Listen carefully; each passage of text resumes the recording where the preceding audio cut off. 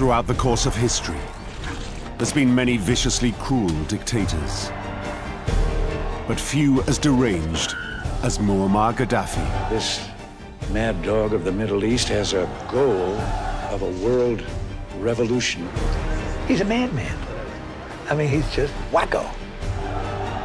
Yet for over 40 years, the Libyan ruler terrifies, tortures, and torments the world with one horrific act after another. He was evil to the core, psychotic, to the point that the U.S. government considered him the most dangerous man in the world. This is the story of the Middle East's longest-serving dictator. From his roots as an idealistic young revolutionary to his insane actions at home and abroad, and how his delusions of grandeur ultimately lead to his downfall.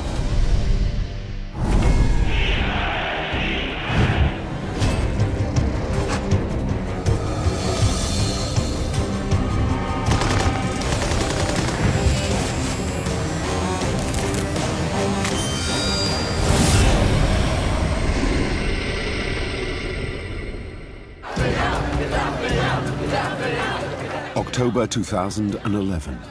A wave of revolutionary uprisings is sweeping across the Middle East in what is being called the Arab Spring.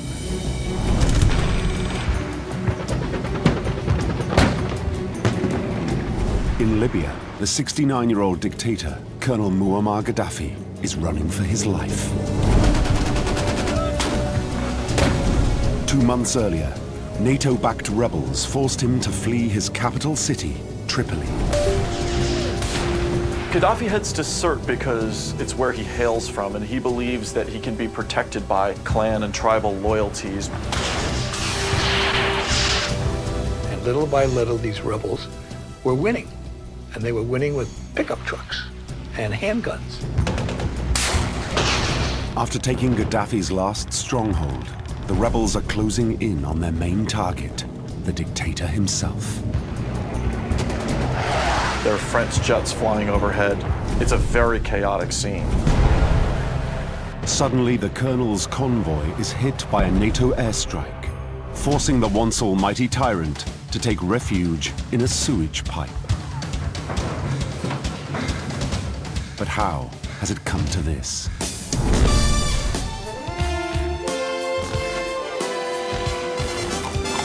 In 1969, Libya is a country dripping with oil money. Over the past 10 years, it's gone from one of the world's poorest nations to one of the richest. But not everyone is enjoying the good times. Most Libyans lived in the country in very impoverished conditions, basically hand-to-mouth. Their ruler, pro-Western King Idris I, is deeply corrupt. King Idris spent a lot of the oil revenue on him and his associates and his family, and not much on the Libyan people.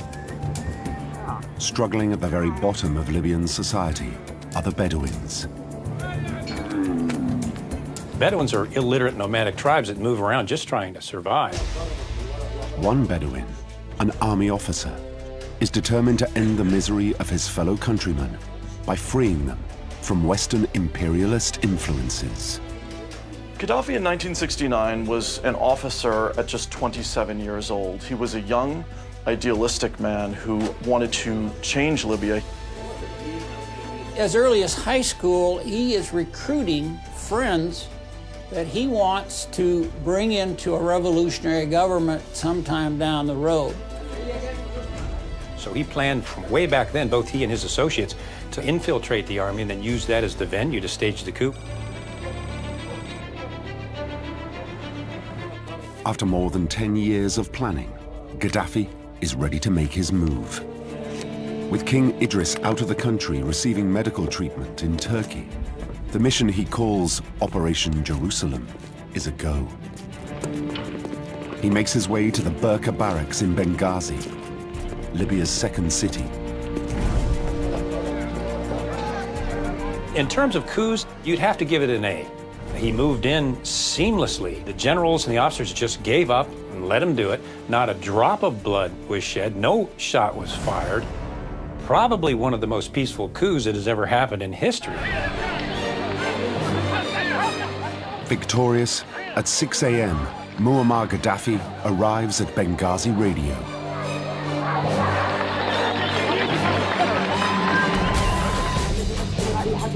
For the first time, he speaks to the Libyan people. As of now, Libya shall be free under the name of the Libyan Arab Republic. Free brothers in a society over which, God willing, shall flutter the banner of brotherhood and equality. They broke out in the streets and were elated, celebrating that they had this new government, a man of the people. There was this elation that ran through Libya. With his fellow accomplices, he proclaims a new revolutionary command council. Gaddafi is its chairman, making the 27-year-old the most powerful man in Libya. To the Libyan people, their new leader appears to be a force for good. He's progressive. He claims to want to modernize the nation through his socialist Al-Fatah revolution. Radical new policies call for the country's oil wealth to be used to help the poor.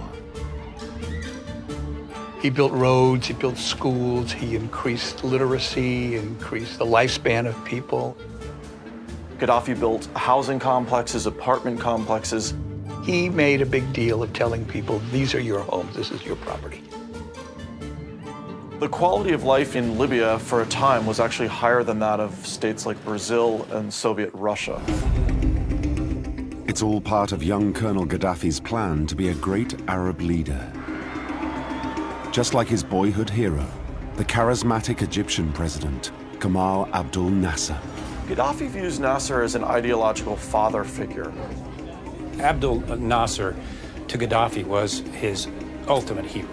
Abdel Nasser was the first pan-Arabian revolutionary. And Gaddafi started listening to him on the radio when he was in secondary school. And Gaddafi immediately identified with Nasser, so much so that Nasser became his idol, literally.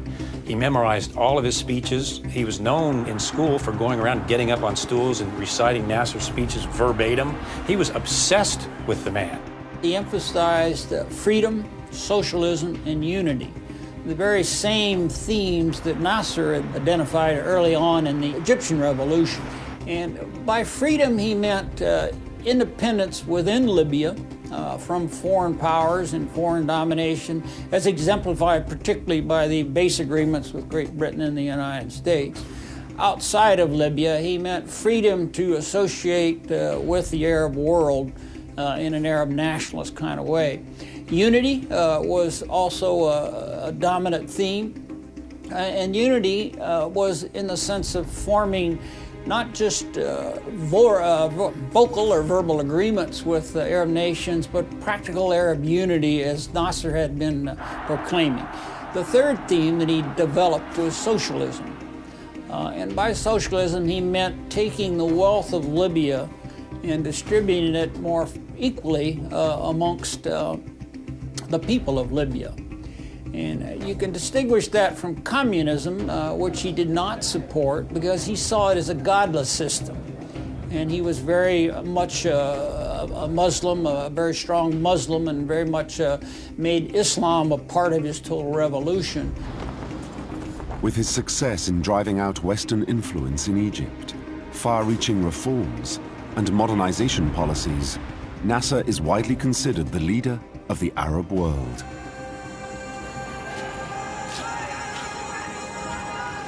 When Nasser suddenly dies of a heart attack in 1970, Gaddafi seizes the opportunity to move from disciple to master. His rallying cry is the Palestinian cause against Israel. Gaddafi despised Israel way back from his very, very early beginnings. He considered Israel as a robber of Muslim lands. To him, Israel is the great symbol of the tyranny of America and the West in the Middle East. He viewed Israel as sort of a neo-colonial project that was being superimposed on the Arab world. It was something that injured Arab dignity, and it put a wedge in the heart of the Middle East. Now he's leader of Libya. What he needs is to demonstrate to all other Arabs that he can be their leader too. This is an ITN newsflash from the Olympic Village in Munich, where early this morning armed Palestinian guerrillas raided the sleeping quarters of the Israeli team. The gunmen shot dead 2 Israelis and are now holding 20 athletes and 6 officials as hostages. In September 1972, the world is in shock by the appalling attack at the Munich Olympics by Palestinian group Black September. Less well known is that Black September is funded by Gaddafi. Gaddafi considered it a perfectly acceptable operation based on his worldview, and despite the bloodthirsty, murderous things that these terrorists did, he considered them heroes. The guerrillas have just announced that they are demanding to be allowed to fly out of Germany once their demands have been met. In the final showdown, all the Israeli hostages are killed, along with 5 terrorists. Gaddafi has the terrorists' bodies flown to Libya. When the dead Palestinians arrived in Libya, I guess the word would be bizarre. Carrying the dead terrorists off the plane, of course, Gaddafi had it televised for the whole world to see. Gruesome, morbid in a normal person's mind, but not in Gaddafi's mind. When the surviving 3 terrorists are released, they too are taken to Libya. There, the Libyan leader treats them like rock stars. He knew that this would be an international stage now, an international drama, and that he's the director, and producer of this whole thing. That was Gaddafi saying to the whole world, look at me, look how powerful, look how big I am, look what I've done, Muammar Gaddafi, I am Libya. Trouble is, not even the Arab world is listening. For Gaddafi, there's a realization. If he's going to be noticed, he must project his power beyond the region. Gaddafi felt like he was much more than just a tiny little dictator of a country only 6 million people. With such a small population, no amount of military hardware is going to help this revolutionary of international proportions achieve his goal. But he does have something very powerful: money, and lots of it. Leading Gaddafi to support and fund one of the most important freedom fighters of the day, Nelson Mandela. Certain leaders in the West, particularly in the UK, viewed Nelson Mandela as at best a troublemaker and at worst a terrorist figure. But not Gaddafi. He was the African National Congress's not only primary supporter, but in many cases only supporter. He befriended Mandela as an underdog, supported him as an underdog against this great imperialist South Africa, became very close to them. The two were photographed together several times, and in Gaddafi's mind, he was helping this new underdog, saw himself in Mandela. Nelson Mandela called Gaddafi the brother leader. And in recognition of his vocal and financial support, one of Mandela's grandsons is called Gaddafi. Gaddafi supported a bizarre array of insurgent, communist, and terrorist organizations. Absolutely bizarre. He looked at all these organizations purely as underdogs against big imperialist, tyrannical governments. And Gaddafi becomes one of the world's greatest sponsors of international terrorism. It's claimed that every IRA bomb planted in the UK used a plastic explosive known as Semtex, provided by Libya. He had links with the FARC in Colombia, Abu Sayyaf in the southern Philippines, the Abu Nidal group. He supported the Black Panther movement, the ETA. Red Army in Germany and affiliated organizations in Italy. Terrorism for Gaddafi isn't just political. It develops into something highly personal. He got a very perverse pleasure out of terrorism. Gaddafi, having been a Bedouin, one of the foundations of his personality was the great underdog rising to power for the people. He was a just a very, very egotistical man. It was more ego than even ambition. The colonel's sponsorship of terrorism kills thousands of innocent people, but it achieves his aims. It gets him noticed. He was the state terrorist enemy #1, to the point where the U.S. government and the intelligence agencies considered him the most dangerous man in the world. 6 years on from seizing power, the Libyan dictator's extensive support of various terrorist groups starts causing him trouble at home. This was unpopular with many of the members of the Revolutionary Command Council. They thought that money should be going to economic development. In response to his critics, in 1977, he disbands the Revolutionary Command Council and announces to his people that he has discovered a new political system, an alternative to capitalism and communism. He calls it his Third International Theory, and it's his revolutionary solution to the problems of the entire Third World. It's his bid to be taken seriously as a statesman-philosopher, a vision he spells out in his Green Book. He thought the Green Book was a masterpiece. He thought everyone should be studying it, much like Hitler's Mein Kampf or Mao Zedong's book or our Constitution. In fact, Gaddafi's supposedly visionary manifesto is a rambling mishmash of often contradictory statements. Gaddafi's book was gibberish. One of the ideas was he wanted everyone to have chickens. And he made everybody in the country have chickens. And he gave them chickens, and he gave them cages to put the chickens in, including people who lived in apartment houses. People ate the chickens, and they used the cages to hold newspapers. And it was crazy. Although it seems comic, the Green Book hides a much darker motive. It's his tool of indoctrination. School children were forced to read it. It was something that was part of their everyday education. Reading that book and looking at photos of him. Part of his ideology is that there is no need for political parties, government, or even laws. Instead, Libyans will have direct democracy through new basic people's congresses. This concept of democracy was a complete farce, and that Libya was really a pure dictatorship, and it was all about Gaddafi. Gaddafi announces he isn't president, or even prime minister, merely the brother leader and guide of the revolution. It's an ingenious move. He didn't refer to himself as the head of state, so there was no way for him to be removed.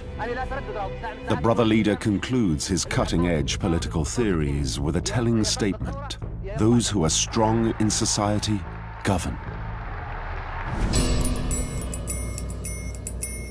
In his case, his strength comes from his vast and vicious secret police network.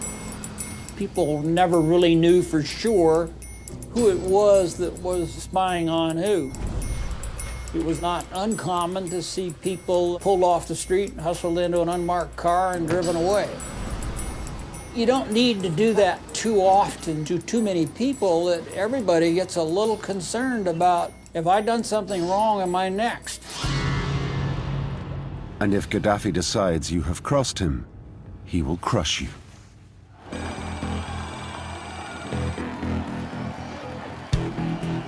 This is actual footage broadcast on Libyan state television in 1984. Hundreds of school children, some as young as 6 years old, are assembled at Benghazi Basketball Stadium. Judges appear and announce they are putting 30-year-old Sadek Shwedi on trial. Sadek Shwedi was a young student who had been studying engineering in the United States. When he returned to Libya, Gaddafi accused him of being part of a plot in Tripoli to overthrow the regime in early 1984. This was a show trial in the grandest possible terms, a huge audience. Sadek is forced to confess despite his innocence and is quickly pronounced guilty.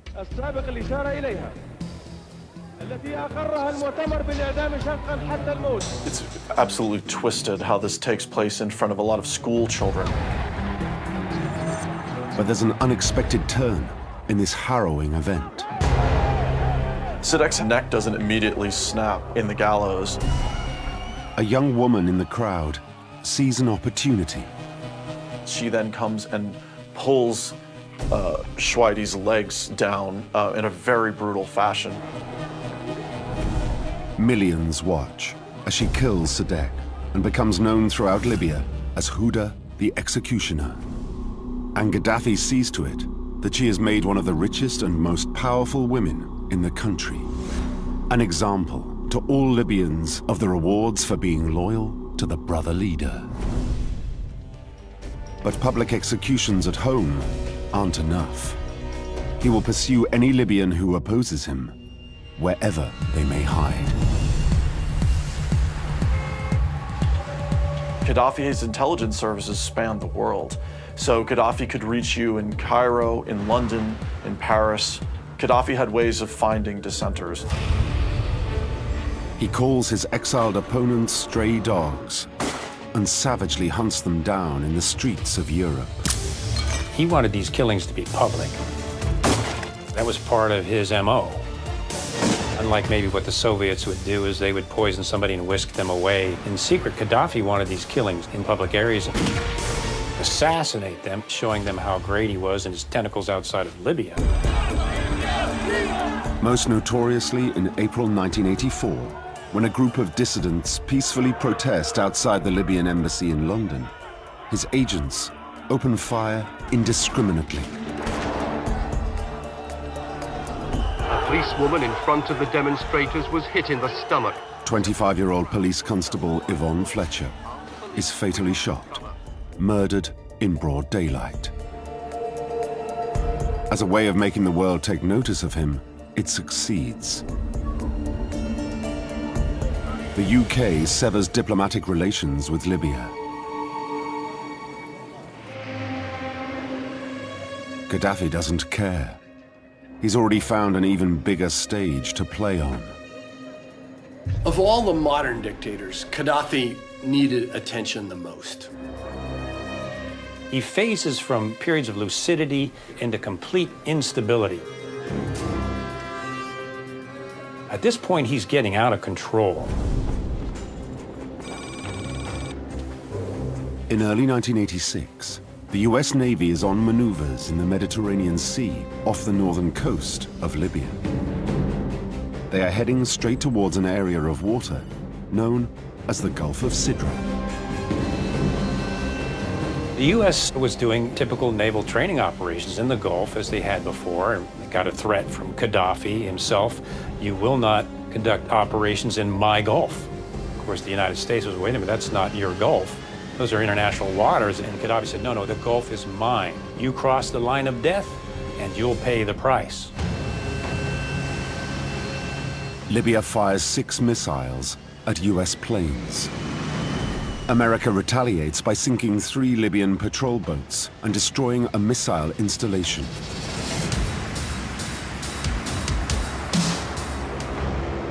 Gaddafi now ups the ante, declaring it's a time of war. And he will fight his war dirty. Actions that put him on a collision course with the US, making him their public enemy #1.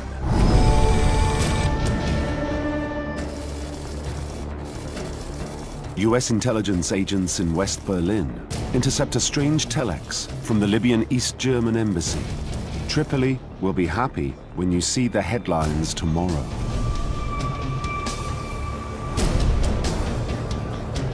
Just hours later, a woman walks into a West Berlin nightclub.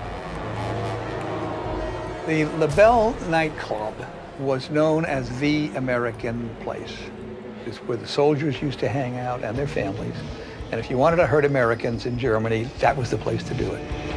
And tonight is no different, with the dance floor packed with American soldiers.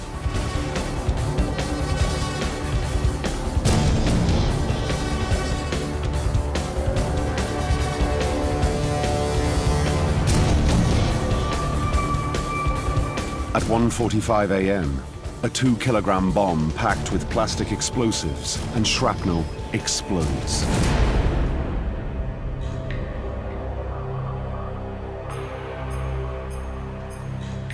3 people, including 2 American servicemen, are killed. Another 229 are wounded, many suffering life-changing injuries.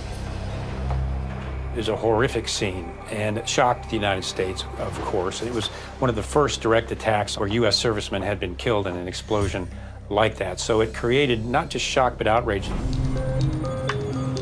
Later, in Berlin, U.S. intelligence intercepts another message destined for Libya. At 1:30 this morning, a successful operation was carried out without leaving any trace of our identity. And it was already pretty clear who had done it, and then intercepts after that pretty much confirmed, as the agents were bragging back and forth, that indeed it was Libya. Washington is in no doubt.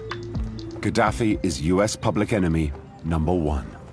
This mad dog of the Middle East has a goal of a world revolution. 10 days later, President Reagan orders Operation El Dorado Canyon.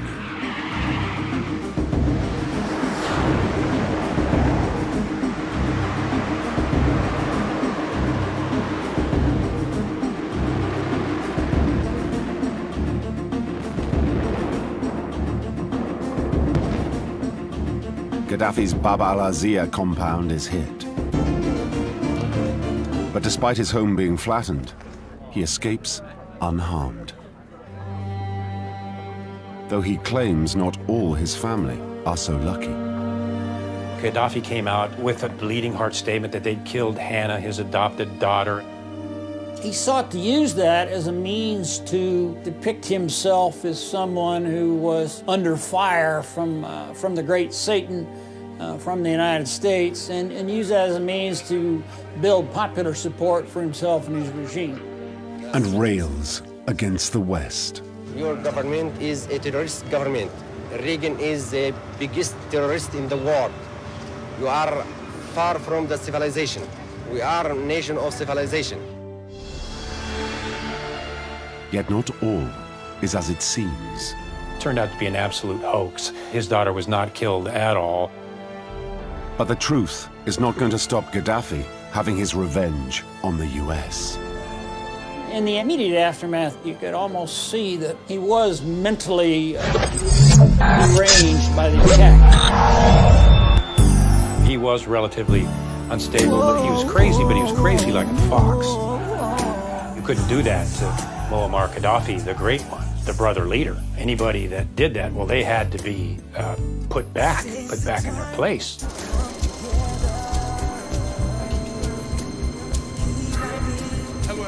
Among the 259 passengers and crew boarding Pan Am Flight 103 at London's Heathrow Airport is 36-year-old Michael Bernstein. We were college sweethearts. We were very, very happy.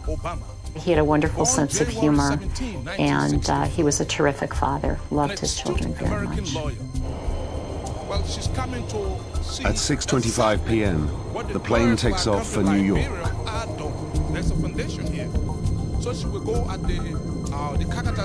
By 7:03 p.m., Pan Am Flight 103 is 31,000 feet over Lockerbie, Scotland.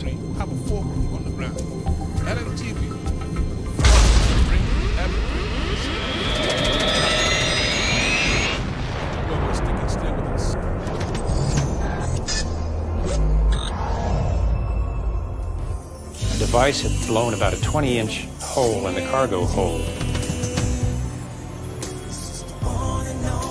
The plane was ripped apart at 35,000 feet.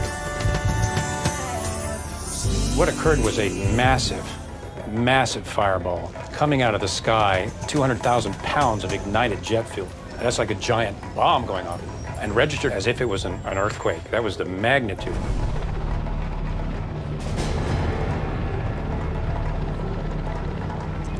It wiped out a dozen or more homes. Some people in those houses were obliterated. They never found any remains of anybody. 270 people are killed in the Lockerbie disaster, including Stephanie's husband, Michael. It wasn't until I was in the basement on the exercise bike watching the news that I saw a news story about this plane that had gone down in Scotland. But I had the proverbial sick feeling in the pit of my stomach, knowing that it could have been his plane.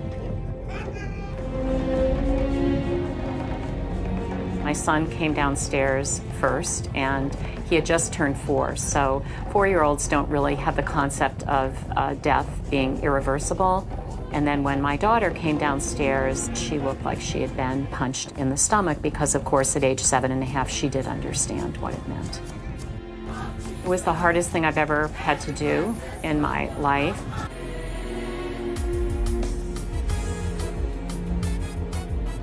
At the time, the Lockerbie bombing is the worst act of terror ever committed against Americans.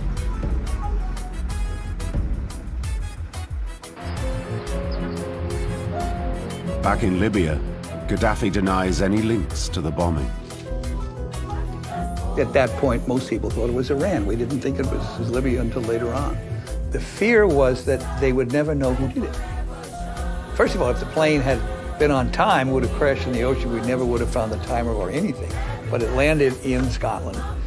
We were able to get the remains and help people and eventually find evidence. But no one knew who did it, and we couldn't get any answers. We couldn't get any answers because there weren't any answers. I mean, no one knew.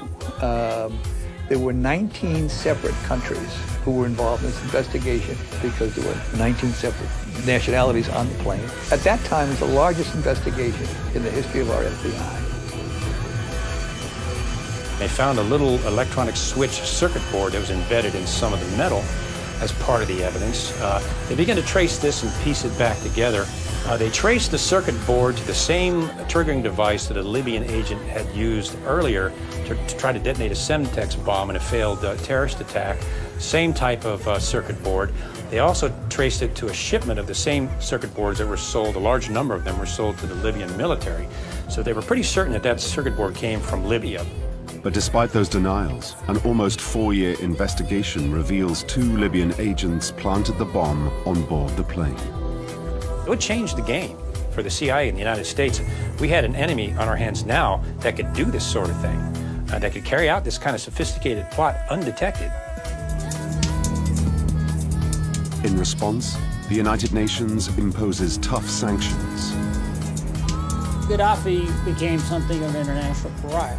That did not suit well with him because he had always envisioned Libya as too small a playhouse. So it was a very difficult pill for him to swallow. The Libyan dictator's response to this isolation is to sink even further into cruelty and lust for revenge. His methods will become ever more deranged. One example can be seen in his treatment of his one-time foreign minister. Mansour Rashid al-Kikia defected in 1980.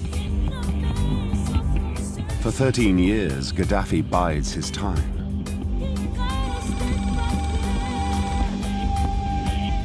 In December 1993, al-Kikia arrives in Cairo, Egypt, for a meeting of the Arab Human Rights Organization he helped establish. To have one of your own who you have trusted turn against you and make strong public statements and organize against you abroad. That was beyond the pale in Gaddafi's mind, and he felt he had to deal with al-Kikia. Gaddafi's agents are waiting for him.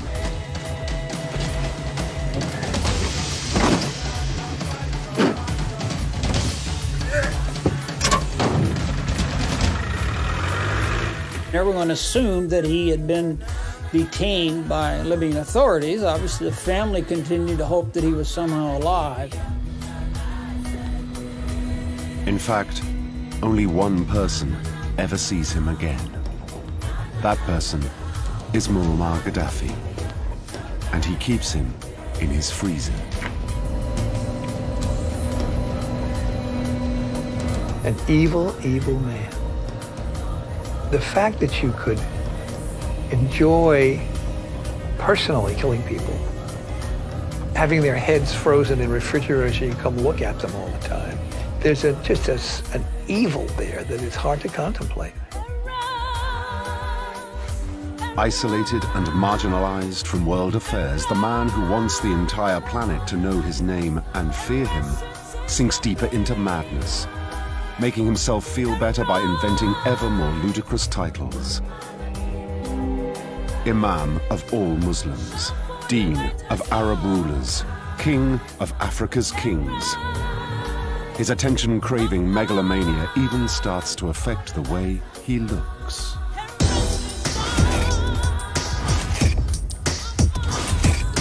Gaddafi's outfits became more lavish and more flamboyant, to where he sort of became the Liberace of the Arab world. His look became more absurd. He looked like one of those characters in the Gilbert and Sullivan musical, one of those crazy admirals, full of gold, brocade, and medals and whatnot. He went from the fancy admiral's clothes to Bedouin stuff. A couple of times he wore something that looked like a brown garbage bag. He changed his wardrobe several times a day. When asked about it, he would respond, well, I set the fashion trends for my country. What I wear becomes a fad amongst the people. And he deluded himself into thinking that his garish, flamboyant dress was what the people wanted. The Arabs were starting to get a little bit embarrassed about it. They got tired of him, and he decided, okay, well, I'm not an Arab anyway, I'm an African. One of the unique features of Gaddafi was he had histrionic tendencies. This is called a histrionic personality disorder. These people love drama. It's how pretty they look and how much attention they can gather. And that was him to an extreme. Gaddafi kind of arranged so that he was always playing a role, that people were always talking about him. His extreme makeover isn't just confined to his wardrobe. Gaddafi wanted plastic surgery because he was a very vain man. His image was the image of Libya. Billboards of him were all over the country, all over Libyan cities. Gaddafi wanted to remain youthful, and he wanted to maintain his looks. Over the years, the Libyan dictator reportedly went under the knife several times. In his view, he was a good-looking guy. For this superpower wannabe, grandiose titles and fresh-faced beauty isn't enough. Nero had his Praetorian Guard. Hitler had the SS. Gaddafi will trump them all. He will be the first in history to have a guard made up entirely of women. In classic Gaddafi style, he establishes some bizarre entry requirements for his Amazonian bodyguards. To be an Amazonian bodyguard, you have to be tall, you have to have long hair, you have to be beautiful, and you have to be the girl you would notice immediately. He would notice immediately. That's very important. Soon he travels everywhere with his phalanx of Amazonian guards, to the international media's delight. He knew absolutely, perfectly that that would attract the attention. Publicly, Gaddafi is a big defender of women. He's a guy who really fights for their freedom. He wants to liberate the Arabic woman. But the private reality couldn't be further from the truth.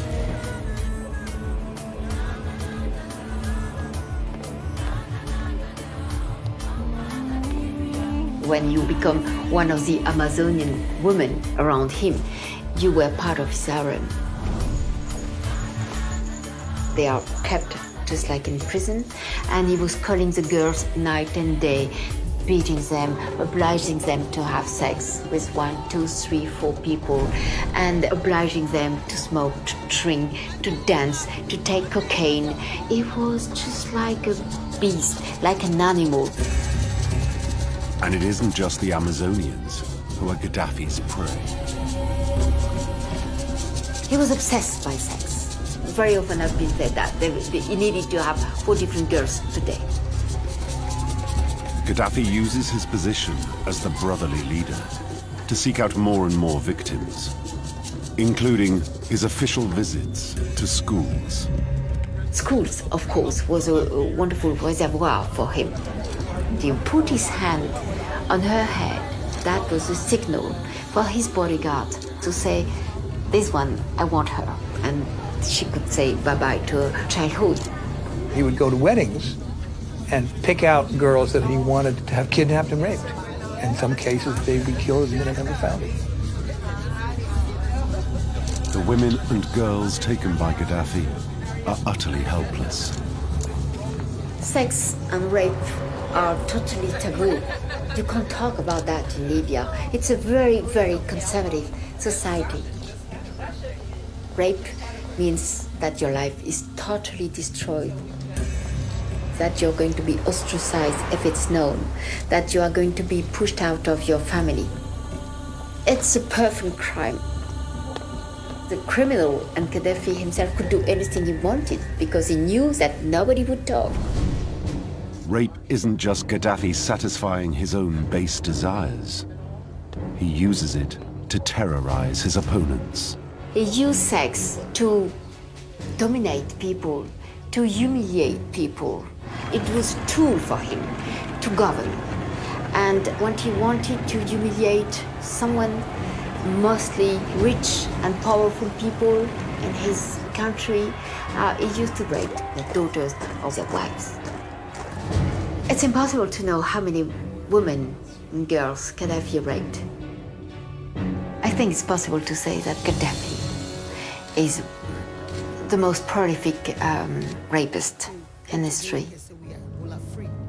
Absurd-looking, sex-crazed, a rapist, Gaddafi's reign of madness continues to inflict endless misery on his people, made worse by crippling international sanctions. Then an event comes along that gives him a chance to relaunch himself. To most people, 9/11 is a monstrosity. To Gaddafi, it's an opportunity. It was really a surprise. Gaddafi came out and condemned 9/11, publicly gave his support and sympathy for the victims of 9/11, condemned Osama bin Laden, actually put a warrant out for Osama bin Laden's arrest. In a publicity stunt, Gaddafi offers to donate blood to the victims of 9/11. The brother leader has no great love for Islamic fundamentalism, seeing it as a possible threat to himself. It makes it easy for the man who was once the world's greatest terrorist to join the war on terror. He began providing legitimate intelligence to the CIA and to Washington on movements of al-Qaeda and other terrorist groups, and legitimate intelligence became essentially an intelligence partner to the United States against al-Qaeda. He even complies with Western demands. He saw what happened to Saddam Hussein. He obviously took that to the bank. He said, I don't want this to happen. Today in Tripoli, the leader of Libya, Colonel Muammar al-Gaddafi, publicly confirmed his commitment to disclose and dismantle all weapons of mass destruction programs in his country. Muammar Gaddafi, the man who had set out to lead the world against the West, does a complete 180 to save his own skin. And it seems to work. On March the 24th, 2004, despite the murder of Yvonne Fletcher, sponsoring the IRA and the Lockerbie bombing, the former mad dog of the Middle East is welcomed back from the cold by British Prime Minister Tony Blair. With his newfound friends in the West, Gaddafi is sure his reign will never end. A mistake that ultimately proves fatal.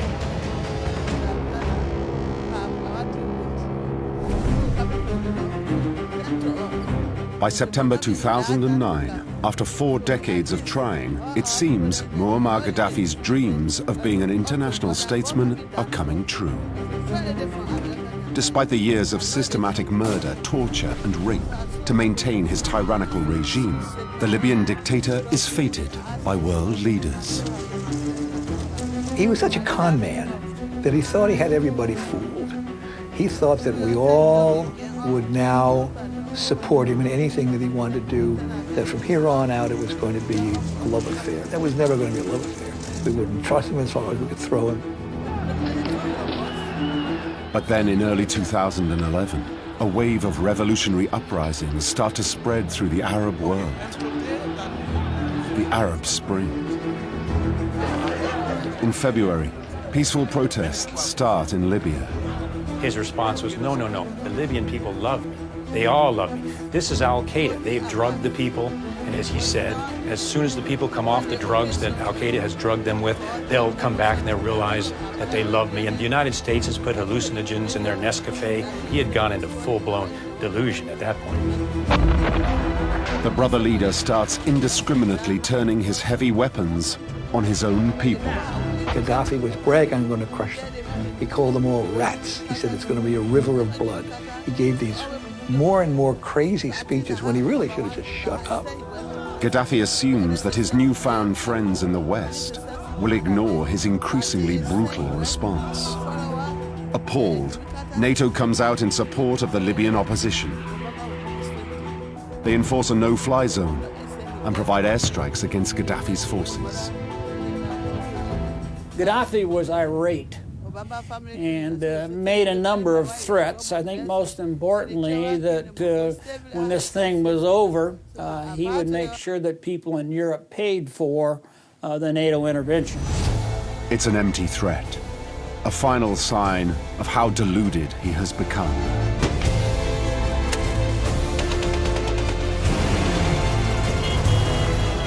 By October 2011, the 69-year-old Libyan dictator is desperately fleeing from city to city as the Western-backed rebels take over. Gaddafi was going down with the ship. He had no intention of abandoning Libya. He had no intention of relinquishing power. When the rebels take Tripoli, Gaddafi goes on the run, and he eventually finds himself in Sirte, which is his hometown. Within weeks, Gaddafi is forced to flee even there.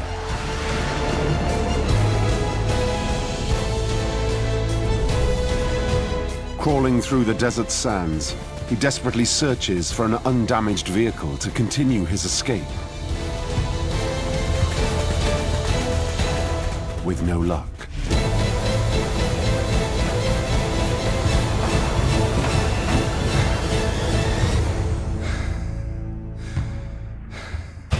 A few minutes later, reality finally catches up with him. He was yelling at these people, saying, how can you do this? I'm your leader. The people love me. And one of these guys slapped him in the face and said, shut up, you dog. Years of oppression and hatred come flooding out.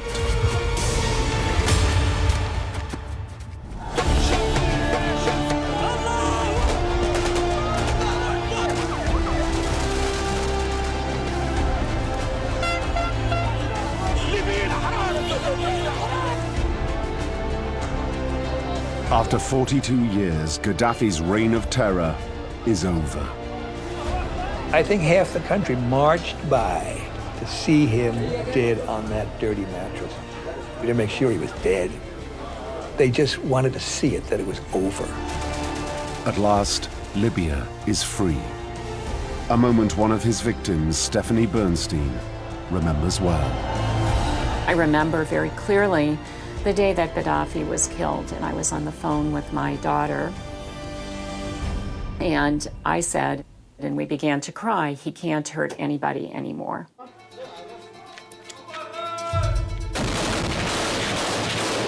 Sadly, the 2011 revolution has quickly dissolved into bitter civil war. Muammar Gaddafi left Libya so divided, the country is still struggling to emerge from the shadow of his evil.